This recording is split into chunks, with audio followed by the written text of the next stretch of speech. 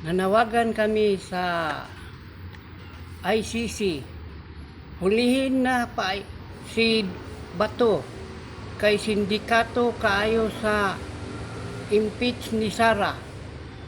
Kami mananawagan sa ICC nga hulihin si Bato kay mao kanang tao nga masama nga nilaban sa masama kang Sara Duterte. Busa nanawagan kaming mga katauhan sa Bisaya Mindanao. Taga Mindanao ako. Pan gibuhat ni Bato dili maayo. Busa nanawagan kami sa ICC nga hulihin si Bato